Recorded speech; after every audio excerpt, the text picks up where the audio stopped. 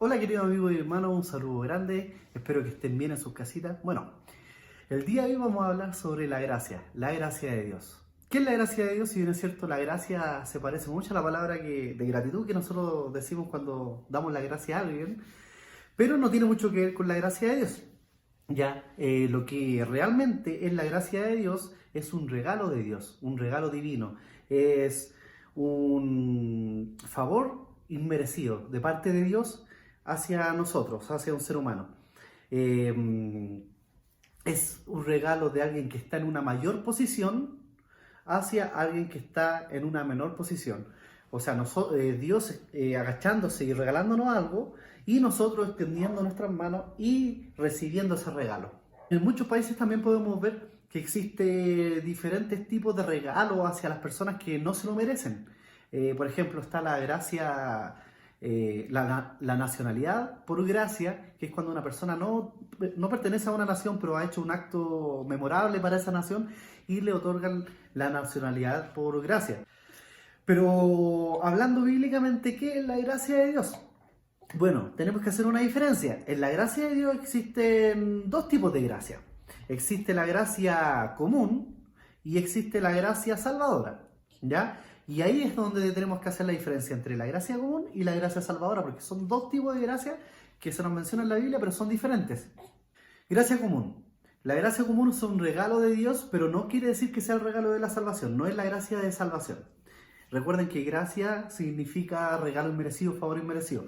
Vamos a leer un versículo en Hebreos 6:4 donde dice: porque es imposible los que una vez fueron iluminados y gustaron del don celestial, o sea, del don del regalo celestial, fueran hechos partícipes del Espíritu Santo.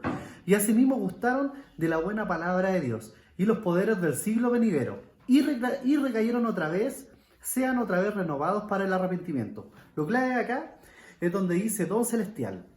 Ya hay gente que gustó del don celestial, pero aún así no tuvo la salvación, la gracia de la salvación. Un ejemplo claro de esto es Judas. Todos saben que Judas caminó con el Señor, escuchó los sermones de Jesús, vio los milagros, pero aún así no creyó en el 100% de lo que Jesús predicó y aún así él cayó, ¿ya? Pero él fue partícipe de toda la gracia de Dios. En cambio, la gracia salvadora de Dios es Dios amando, es Dios entregando a su único Hijo, a Jesús, para nuestra salvación. La única manera de recibir esta gracia, este regalo inmerecido, es a través de la fe, como dice en Romanos 3, 21, 24. Dice: pero ahora, aparte de la ley, se ha manifestado la justicia de Dios, testificada por la ley y por los profetas, la justicia de Dios por medio de la fe en Jesucristo, para que todo el que crea en Él, porque no hay diferencia, cuanto todos pecaron, y todos están destituidos de la gloria de Dios, siendo justificados gratuitamente por su gracia, mediante la redención que es en Cristo Jesús.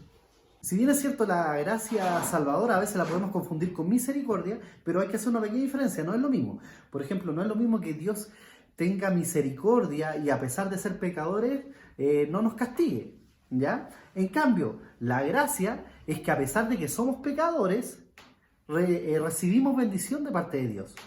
La misericordia, por ejemplo, es la liberación de un juicio, y la gracia es la bondad de Dios a quienes no se la merecen, o sea, a todos nosotros. La gracia de Dios es un tema de mucha importancia y no por nada el apóstol Pablo lo menciona en cada una de sus cartas, y lo podemos ver en cada carta cuando él finaliza. Él siempre hacía mención de la gracia de Dios. Por ejemplo, en las cartas de Pablo, en Romanos 16:24 dice: la gracia de nuestro Señor Jesucristo sea con todos vosotros. Amén.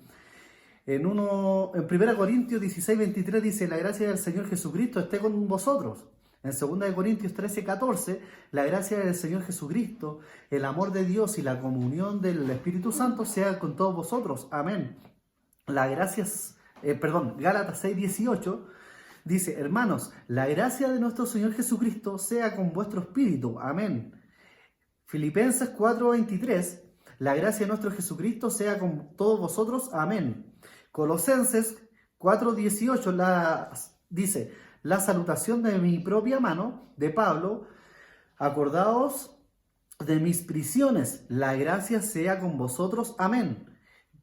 Si se fijan en todas las cartas, Pablo termina haciendo mención de la gracia. Ahora vamos a ver que no es la gracia de Dios. La gracia de Dios no es un medio por el cual nosotros tengamos que decir, ya estamos conformes, tenemos la gracia de Dios, entonces yo no hago nada. Estamos hablando de la gracia salvadora. O sea que porque soy salvo, ya no tengo que hacer nada más durante toda mi vida espiritual. Y no es así. Y la gracia de Dios tampoco quiere decir que sea insuficiente. Hay otro tipo de hermanos que piensan que la gracia de Dios es insuficiente y que no basta tan solo con la gracia de Dios, que la gracia de Dios tenemos que complementarla con otras cosas, que nosotros tenemos que hacer obras, ¿ya? Que no tan solo somos salvos por gracia, sino que somos salvos por gracia y más las obras. Pero tampoco es así. Pero debemos tener en cuenta que la gracia de Dios, que nosotros recibir la gracia de Dios como cristianos, debemos saber que somos cambiados, somos removidos, que ahora estamos en Dios, que Dios nos dio un regalo y es ahí donde tienen que nacer nuestra obra. Y es ahí donde nosotros como cristianos tenemos que hacer cosas. Por ejemplo, predicarle a nuestra familia primeramente, a nuestros vecinos, a nuestros compañeros de colegio, universidad, amigos. En fin, no es que yo tenga que hacer obras para ganarme la salvación o que una vez que esté seguro de mi salvación no tenga que hacer nada. Un abrazo grande, que estén bien, los amo mucho.